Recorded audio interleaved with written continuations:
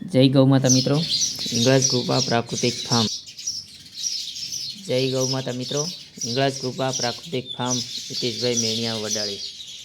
મારો mobile number છે 97244828.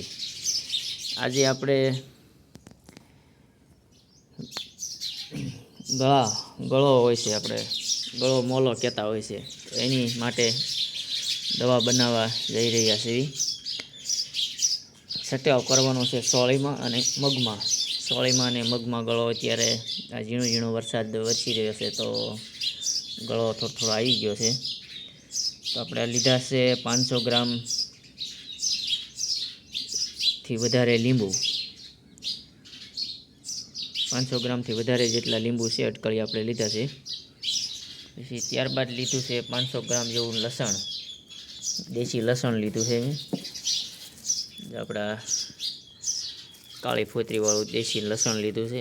અને લસણને ખાંડી નાખવાનું છે. ખાંડીને એનો રસ ક્રશ કરીને પીસીને કાઢી લેવાનો છે. ત્યારબાદ લીંબુનો રસ એ ક્રશ કરીને કાઢી લેવાનો છે. આ વર્ષે અગાઉથી બહુ તૈયારી નથી થઈ, નકર મારે ઉનાળે જ લીંબુના વેસ્ટ જે ઉનાળામાં આપણે શરબત બનાવતા હોય, તો લીંબુના સાલોતરા છે, ખરાબ લીંબુ છે,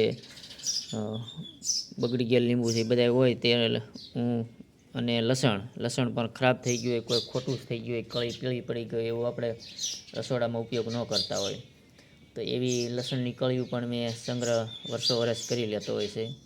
આ વર્ષે ઉનાળામાં થોડુંક બધા દેશી શાકભાજીના પાર્સલ મોકલવામાં ને થોડીક કામમાં હોવાથી બહુ તૈયારી નથી થઈ.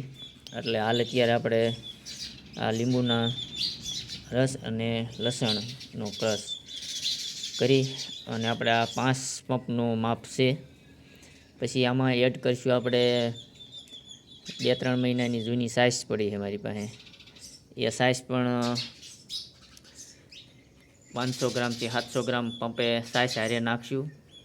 પછી લીમડાનું એન્જામ, એટલે આપણે લીંબોળીને એવું પલાળેલી છે, તો એ લીંબોળી પલાળેલી પણ આપણે સાથે 250 જેવી લીંબોળી નાખશું.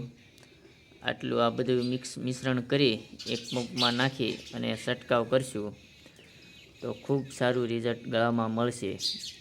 છંટકાવ કરવામાં જલ્દી બીજા દિવસે અથવા ત્રીજા દિવસે બીજો છંટકાવ ફરજિયાત કરી દેવો, તો સારું રિઝલ્ટ મળશે. પછી એક છંટકાવ જેવો તેવો કરશો અને રિઝલ્ટ નહીં મળે તો કહેતા હોય છે કે રિઝલ્ટ નથી મળતું, પણ વ્યવસ્થિત 2 છંટકાવ જલ્દી થઈ જાય એટલે 100% રિઝલ્ટ મળશે.